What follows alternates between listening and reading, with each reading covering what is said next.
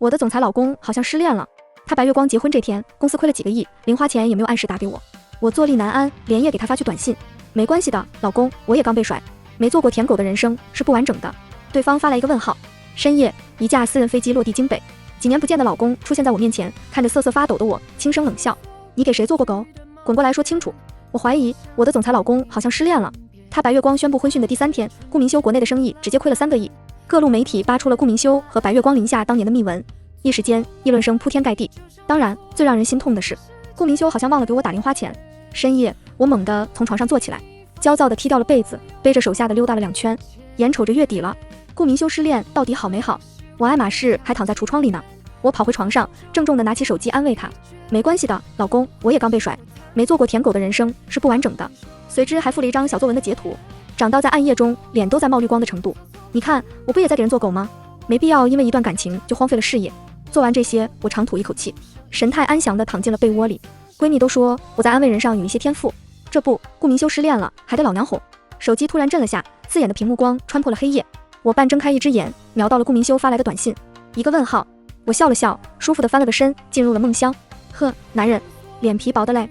我的睡眠质量一向不错，所以当我在下午4点半睁开眼时，才发现京北变了天。手机上100多条轰炸消息，一大半都是你老公回来了。惊得我从床上蹦了起来。我跟顾明修结婚7年，一直聚少离多，他因为生意原因常年驻扎海外，跟我实在没说过几句话，除了每个月按时打进账户的300万，就是我朝他疯狂甩链接，让他从国外代购奢侈品。发件人一直是他秘书李杰，导致快递小哥认为李杰是我老公。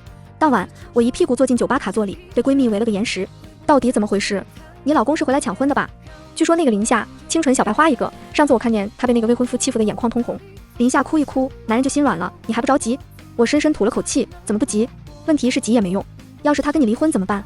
正说着，我的肩膀被人搡了一下，一个漂亮的小男生羞涩地站在我面前。姐姐这么一个人，需要人陪吗？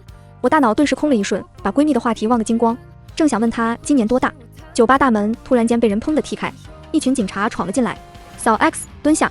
我还在蒙圈的时候，男模扭头钻进了我怀里，紧接着一道温润好听的声音自门口传来：徐警官，我可以带走我的未婚妻了吗？当然，今晚多亏顾先生的情报，我相信您太太一定不会是那种人。下一秒，一道陌生又熟悉的身影出现在迷离的光影里，时隔3年，依旧温润儒雅，像江南薄薄的晨雾，神秘又诱人。明暗交界线划过他修长的双腿，斩腰。渐渐的，顾明修停在了我面前，一束微光刚刚好落在他的眉眼之间，勾出了完美深邃的五官。他居高临下的将我和小男模尽收眼底。我想说点什么，小男模突然避开一旁警察的手，窜到我身上，嗷嗷乱叫：我是他男朋友，你们误会我了。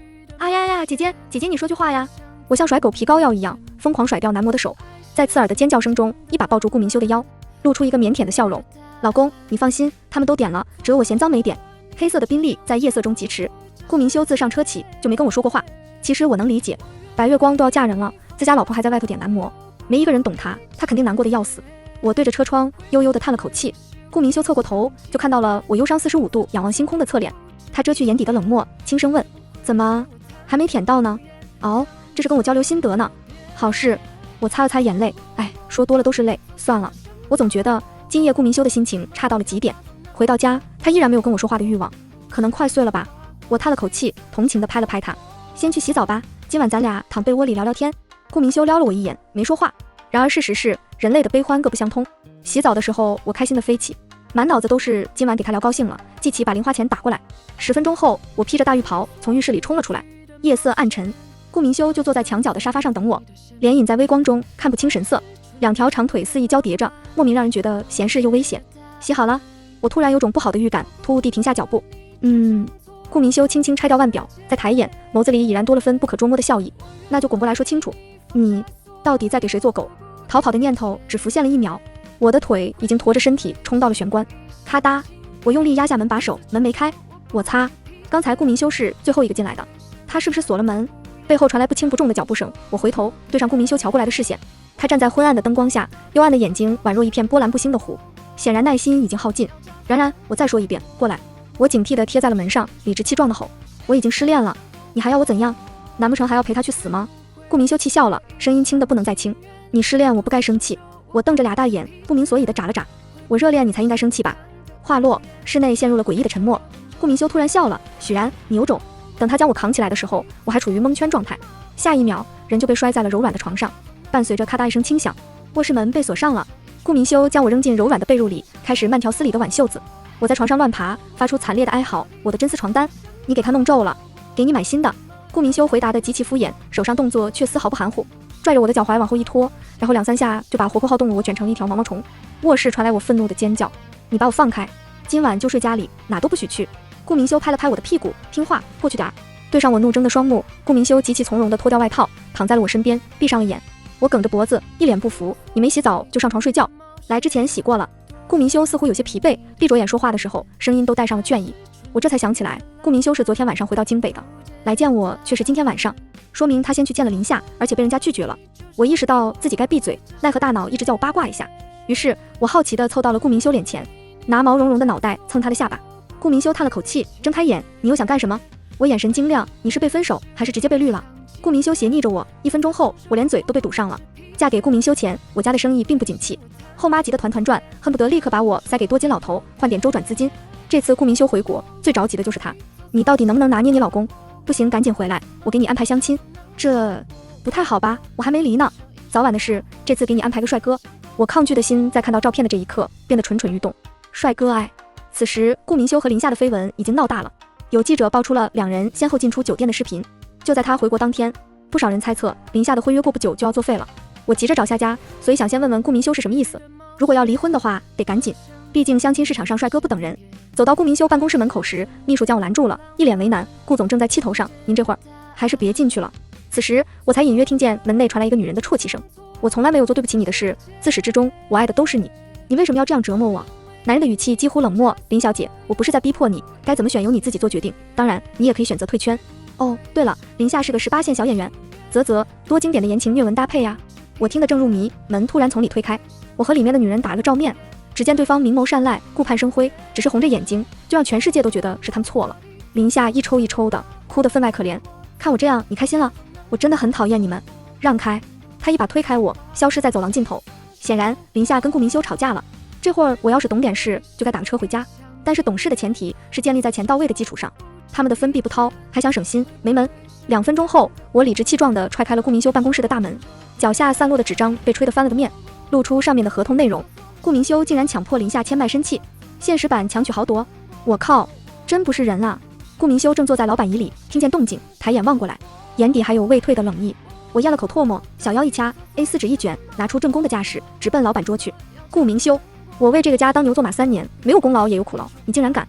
顾明修收起文件，低头在手机上操作了一会儿，叮，手机收到转账，300万，备注，自愿赠与。我后面的台词直接卡在喉咙里，瞬间身心舒畅。顾明修撩起眼皮问：我竟然怎么？他的半张脸沐浴在阳光里，却遮不住眼底的倦意。我把合同抚平，放在他桌子上，你竟然滴水之恩涌泉相报，真不愧是总裁界的楷模。知道了，还有事。顾明修显然没什么耐心，不想跟我掰扯下去。我识趣的摇了摇头，转身的时候跟另一个男人来了个大眼瞪小眼。哦，有点脸熟，这不是我后妈给我介绍的相亲对象？他可真帅呀！你好，我秒变小家子，就差把开心写在脸上了。帅哥没什么反应，倒是顾明修先开口了，语气显而易见的不高兴。最近不许在外面过夜，老实待在家里。我刚想反驳，顾明修微微一笑，转账24小时内可撤回。有了这300万，似乎没什么闹腾的必要。顾明修似乎变得很忙，一直没回来。就在这1个月的时间，林夏的资源接连被抢，几乎被全行业封杀。这天酒会上，我偶遇了被人欺负的林夏，她衣服被人泼了红酒，蜷着身体躲在角落，哭得可怜。顾明修今晚的商务会谈一桩接着一桩，忙得无暇抽身，期间连个眼神都没给过林夏。我走过去，正想悄悄端走一盆油炸鸡米花，被林夏逮个正着，整个人吓得一哆嗦，僵在原地。你吃鸡米花吗？不吃我就全端走了。林夏一顿，眼泪掉得更凶了。连你也要欺负我吗？我比不过你的家世，比不过你的人脉，现在连靠近你们的资格都没有了吗？一句话成功把我干自闭了。我觉得林夏的脑子多少有点毛病，但我也不敢惹，只好端着盆跑得远远的。顾明修看到我时，我正从林夏面前抢走一大盆鸡米花。顾明修的谈话一顿，脸上的随和一扫而空。他跟旁边的男人低声说了什么之后，便大步朝我走来。喂，我可没欺负他。他不听我的解释，面无表情地攥住我的手腕，将我扯到身后，对林夏说道：林小姐，我好像说过，请你远离我的妻子。我抱着鸡米花一愣，没有骂我。林夏匆匆道歉，对不起。可是顾先生，我忍不住，我不希望有下一次。顾明修说完，拽着我离开了会场。一路上，我低着头没有说话。酒精和鸡米花在我的肚子里搅成一团，产生了奇怪的化学反应，有点晕，又有点高兴。刚被顾明修带进房间，我就踢掉了高跟鞋，满地乱跑。顾明修一把捞住我，抱坐在床上。喝了多少？顾明修的衬衣被我弄皱了，身上的檀香悠悠地扩散开来，粗糙的指腹轻轻捏着我的手腕，带来奇异的灼痒。我有些躁动不安，拼命往外面挣扎。放开放开放开放开！他捂住了我的嘴，闭嘴，别跟个小牛犊子一样。他身上凉凉的，舒服极了。我撑起身体揽住了他的脖子，四目相对的瞬间，顾明修的视线渐渐暗沉，似乎在等我开口。我凑过去问：你办公室里的帅哥叫什么？顾明修俊眸微眯，你确定要在我面前提别人？暧昧在黑暗中默默流淌，我意犹未尽地哼唧了几声，只觉得他这张脸实在诱人，于是鬼迷心窍地摸了摸他的嘴唇。那你给我尝尝行吗？顾明修修长的手指顺着我的后背轻轻一划，让我软成了一滩水。顾明修突然将我抱起来，走进了浴室。浴室暖黄的光线勾勒出他立体的面部轮廓，他挽起袖子把我摁进浴缸里，轻声诱哄道：嘘，洗完澡就给你尝。这话我爱听，瞬间停止了挣扎，摸着他的8块腹肌问：真的？真的？洗澡的过程太复杂，我记不太清了，只记得自己将一盆温热的水洒在了对方的衬衣上，事情就朝着不可预料的方向快速进展。窗外下起了小雨，有人牵着我的手放到了斩腰上，跟睡过的人比，哪个好？我只感觉浑身都要热化了，含混咕哝着，好腰，我好喜欢。耳边传来一声嗤笑，没出息，抱好了，掉下去不管。等忙活完，似乎已经到了后半夜，我眼皮发沉，陷在柔软的枕头里，完全不想动弹。对方耐心地替我按着酸痛的腰，似乎在说些什么。不过我混沌的大脑记不住太多，只记住了2句：离林夏远一点，否则你会死得很惨。这像话吗？第二天，我背着手在闺蜜面前走来走去，一副受了委屈的样子。先拿那张脸勾引我，又让我离她白月光远一点，这算什么？拿身体跟我谈条件吗？闺蜜看着我脖子上的吻痕，突然插嘴：她技术咋样？还不错。室内突然安静下来，我有些暴躁，是，我承认技术好到爆，可是那又怎么样？他还离你钱？闺蜜一针见血，某种程度上他是个倒贴钱的男模。你什么时候想睡他，欺负一下林夏就好了。我一脸震惊，他是怎么想出来的？这个主意真是绝妙至极。有了这次，我又心安理得地摆了1个月，打算等什么时候传帅哥了再召他来侍寝。结果林夏被人拍到出入母婴医院，在网上引起轩然大波。林夏的孩子到底是谁的？我赌1毛钱是顾明修的。不可能，她不是要嫁给傅景深吗？网上闹得沸沸扬扬的时候，我发现我大姨妈没来。一个温暖宁静的午后，我坐在顾明修办公桌对面，神情严肃。我可能怀了。顾明修听到我的话，不冷不热地从文件上抬起眼，然我做错事了。即便我表现得再不在意，心头依旧还是弥漫出一丝酸涩。对上我依旧紧绷的神情，顾明修推到面前的工作，捏了捏鼻梁，好，你想不想要？明明是正人君子一般的目光，却含着一丝把人抽丝剥茧的野蛮。他这个反应好奇怪啊，这种感觉只是很短暂的一瞬，快得像错觉。我清清嗓子，什么叫我想不想？你想不想？我话还没说完，手机上突然弹出了一条消息：林夏宣布解除婚约，林夏或与前任恋情死灰复燃。顾明修的目光落在电脑屏幕上，闭了嘴，显然是也看到了这条新闻，没心情再继续这个话题。我心里一堵，你先忙吧，我回去了。说完，头也不回地走向门口。开门的瞬间，站在门口偷听的林夏瞬间跌倒在地，微红的脸蛋瞬间惨白，唇色褪去，眼泪瞬间滚落下来。我的肚子好疼，我的孩子，谁来救救我？我真的好疼。顾明修几乎瞬间从椅子上站起，大步朝我走来，眸底蕴藏着汹涌的墨色，第一次用强势又冰冷的语气喝道：许然，让开。我被他一瞬间凌厉的语气吓懵了，说不委屈是假的。我刚要指着林夏喊道：你卑鄙无耻，就被顾明修捂住嘴抱进怀里，后退几步离林夏老远。下一秒，一道冰冷的声音自门外响起，带着一丝癫狂：谁动了我的夏夏？叫医生来，治不好他我让你们所有人陪葬。我惊悚地看到我的准相亲对象将林夏紧紧抱在怀里，眼底带着3分冷厉、3分心痛、3分懊悔、1分恨意地看着我，仿佛要将我碎尸万段。顾明修不动声色地堵在我面前：副总，林夏他是自己撞上来的，别迁怒任何人。这一刻，周围所有的人对他投来感激的目光。我认出了眼前这人是傅景深，和林夏解除婚约的男人。林夏还躺在地上，声泪俱下：我们的孩子，呜呜呜，我好痛。傅景琛将他打横抱起，警告般瞪了我几眼，转身离开了。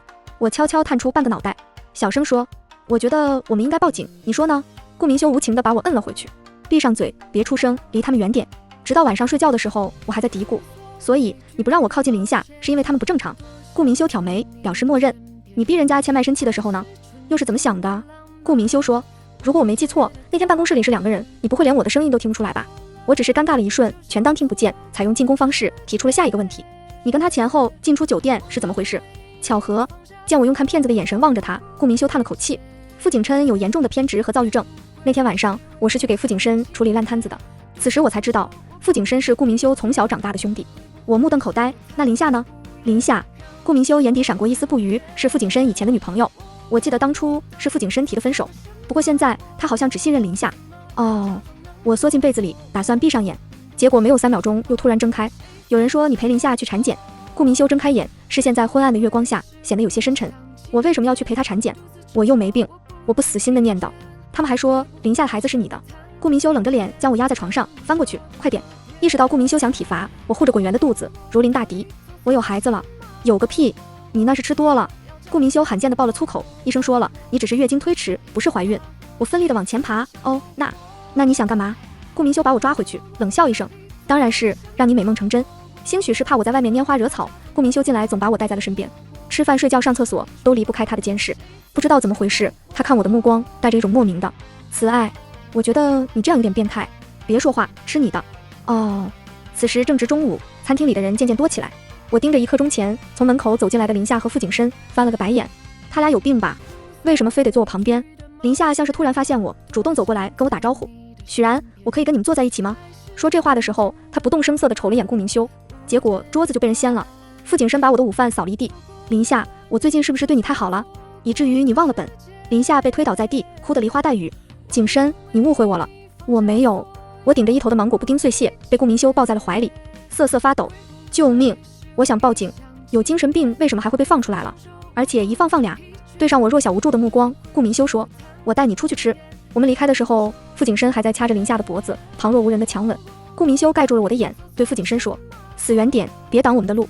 我被顾明修拉走了，站在街边，布丁粘在头上，黏糊糊的。顾明修掏出纸巾，摁着我擦头发。我仿佛受了打击，两眼发直。他俩里有没有玩过更刺激的，比如挖肾什么的？还不至于。风吹来，顾明修咳嗽了几声，他重新用大衣裹住我，摸了摸我的头，回家。我没想到顾明修是个脆脆鲨，就吹了几次小风，他就感冒了，还发起了高烧。好在上次的事情给我留下了不小的心理阴影，我也不想出门，干脆待在家里照看病号。此刻，顾明修正躺在床上，白皙的脸和脖子浮现出淡淡的薄红，修长的手轻轻挡在额头上，闭着眼睛是掩盖不住的虚弱。我凑过去，正想亲他，被睁开眼睛的顾明修抓个正着。他问：“你想干什么？”我想亲亲你。顾明修叹了口气：“我感冒了，走远点。”我犹豫片刻，还是选择蹲在床边守着他。你要不要喝粥啊？我去熬。顾明修将我推远了些，安静一点，一会儿就好。顾明修生病的第3天，林夏和傅景深又闹上了热搜。林夏失踪了，傅景深派出的人差点把整个京北翻个底朝天。得知这个消息的时候，我刚被热粥烫了一下，正往红肿的地方涂烫伤膏。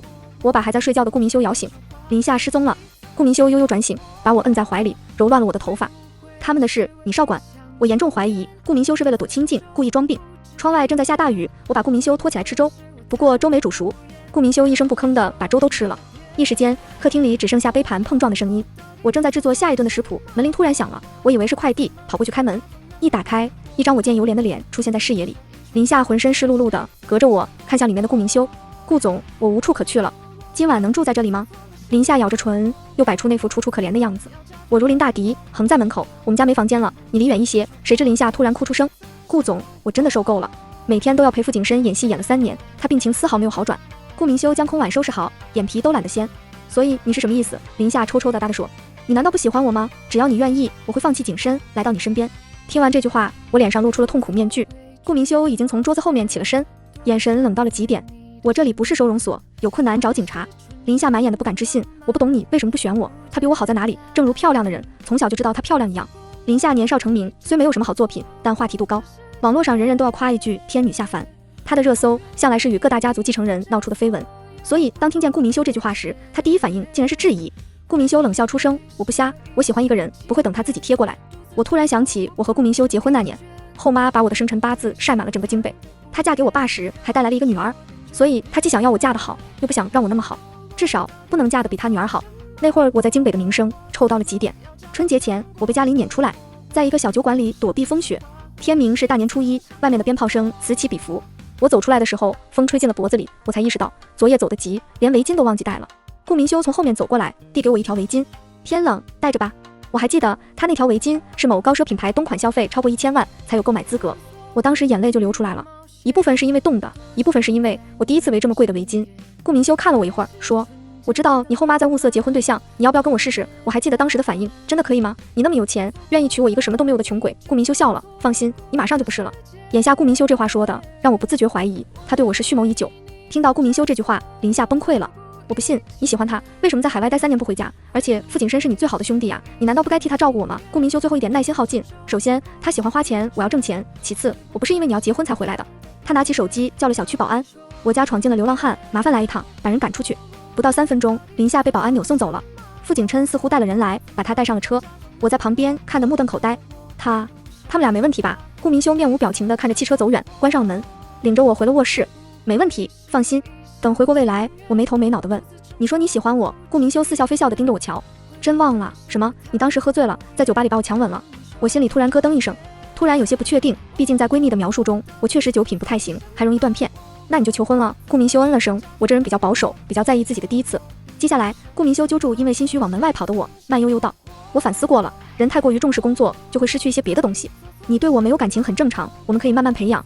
现在你能说你在给谁当舔狗了吗？”想起那些不堪入目的聊天记录，我瞬间蔫巴了。尝试倒打一耙，你和林夏的事闹得人尽皆知，我都不想说你还敢埋怨我。顾明修竟然真没追究我，而是将我抱在怀里，捏着我的腮。我还真以为你不在意。什么？你都给人当舔狗了，我不能有白月光？还有，我回来后哪次不是站你这边？对上我下刀子一样的眼神，顾明修笑了，吃醋就明说。你说了，我就澄清。才不说，不然他又该爽了。我真的爱上了躺平的感觉，每天除了吃饭睡觉就是花钱，以至于我被网暴的时候人都是猛的。闺蜜第一时间发来消息，看到了吗？林夏又在背后蛐你，你到底怎么惹着人家了？我能怎么惹着她？点开闺蜜发来的视频一看，林夏坐在镜头前重新公布了婚讯，不过这次脸上的勉强显而易见。人总是要向现实妥协吗？我被人从顾家轰走的事大家都知道了，而且这些年傅景深的精神一直不太好，如果这样做都能让大家好过，牺牲我一个人没什么的。这句话发出当天，傅家顾家两家股价大跌，网上骂声一片。我挺磕林夏和顾明修的，就是旁边那个女人碍眼。就是啊，大家磕了这么多年，凭什么她不高兴就逼着林夏去嫁给别人？我听说傅景深有精神病。天哪，那我更磕林顾 CP 了。顾明修什么时候离？兴许他们是怕我看不见，有人还主动艾特我。下面看热闹的人扎了队，你真勇，待会儿顾夫人该不淡定了。人家是原配，换成你能淡定？我当然能啊，老公有钱。我带头磕 CP， 嘻嘻，我也是。因为这事，傅家人都快把门槛给踏破了，纷纷找顾明修商量对策，甚至连我后妈都上门了。他搜着我，一个劲儿给顾明修磕头道歉。这样吧，我让然然和你离婚，您保住公司，验我个好，以后咱们合作正常进行。原本还对傅家人爱答不理的顾明修，第一次有了反应。他撩起眼皮问道：“你问过他的意思？”他当然问过，我没答应。结果我胳膊都快被掐肿了。我想说话，被我后妈掐了一声惨叫。顾明修疼得起身，大跨步朝我走来，拉到自己身后。他撸起袖子，看着我被掐得泛红的皮肤，沉声警告：“许夫人，趁我现在还能跟你好好说话，我劝你现在就滚出去。”我后妈吓得一哆嗦，后退2步：“您没必要为了他冒险吧？她是我的妻子，我不为了她冒险，难道为了你们这群小人，我人都傻了？”其实从最开始我就没指望顾明修能帮我，毕竟这婚结的草率。我从小的生长环境导致我也并不是多么期望得到别人的善意，所以当听到这句话时，鼻子还是略微酸了一下，一头撞进顾明修怀里，抱着他不撒手。好一会儿没忍住呜呜地哭出声来，冒了个鼻涕泡，把顾明修逗笑了。知道顾明修不打算放弃这段婚姻，我也像打了针强心针，熬夜写了一篇长达3000字的小作文，声泪俱下的控诉了林夏的无耻和无理取闹，赶在网友上早八之前一键发送。接下来的一整天，事件迎来了巨大的反转。闺蜜兴高采烈地告诉我，林夏那边都被骂到自闭了，她怎么那么爱搬弄是非呢？看着傅景深指望不上了，又开始选备胎。我的兴奋劲还没过，你看到我的澄清了没？我写的老认真了。闺蜜百忙之中回道：“没，你那个太长了，懒得看。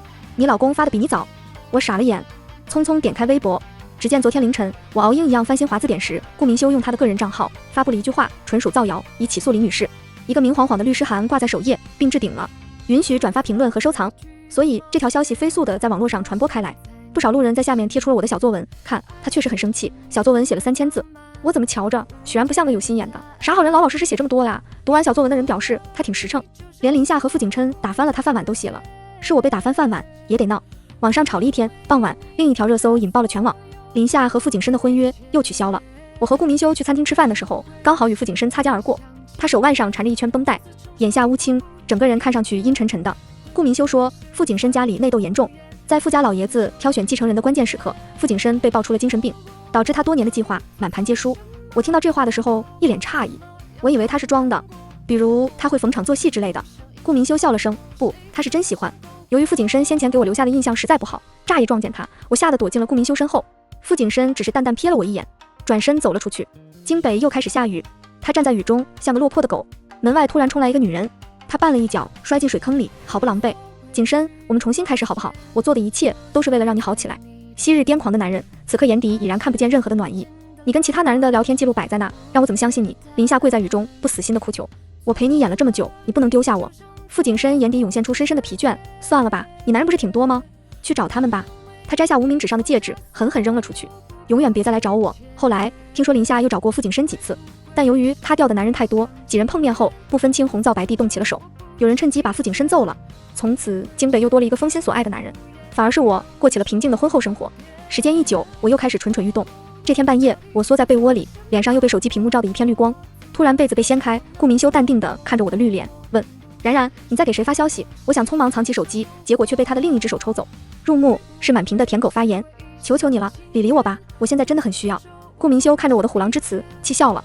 我还不够满足你。突然，对方发来一条信息：你和你老公的同人文是吧？下周有档期，老规矩，设定发我哦。顾明修看着几个陌生的字眼，陷入了沉思。随后，对方甩过来一份文件：霸道继子，小妈被继子盯上了怎么办？这篇已经写好了，有荤有素。我发誓，我这辈子没在顾明修脸上看见如此复杂的神情，类似于恼怒、羞耻、无奈和暗爽之间一种很复杂的感情。他气笑了，将我从被窝里挖出来，逼着我把文件给点开了。那些如狼似虎的文字让我当场吓得半句话都说不出来，直往被窝里钻。你天天求着人家给你写小说，很难约的，不求人家根本不理你。顾明星却没轻易饶了我，整个过程他都一丝不苟地践行书中的每一个字，笑声很轻，像根羽毛，挠得我心间发痒。躲什么？实践不比理论好，你还想实践什么？我都答应你。我被他哄得头脑发晕，把我这些年给各位作者当舔狗的事迹都交代了个一清二楚。积累的小作文压成了10几个文件夹。顾明修心情好极了，拉着我忙碌到东方破晓才放过我。我脑子已经不转了，脸皮也剩不下多少了。顾明修好像问了我一些问题，类似于爱不爱之类的，比较抽象，我也不记得自己答了什么。我迷迷糊糊的，突然梦见了那个风雪交加的新年。我在小酒馆里喝醉了，直冲着顾明修而去，当着他所有朋友的面把他摁在座位上，问：有女朋友吗？周围传来起哄声。顾明修盯着我的脸，微微一笑，还没有。然后我就摁着他亲了上去，还野蛮地咬破了他的嘴唇。顾明修没说话，我自己倒先哭了。我好看吗？好看。那美女配帅哥犯法吗？不犯法。那就结婚。当时顾明修周围的兄弟们瞎起哄，我用一个易拉罐手环套在了他的无名指上，广记的提醒我，天亮咱们就领证。原来我是凭实力嫁入豪门的。我在睡梦中翻了个身，美滋滋地抱住了顾明修，嘟哝了句：我可真够有本事的。顾明修亲了我一口，随着我笑说：是，许然真是个有本事的人。全文完。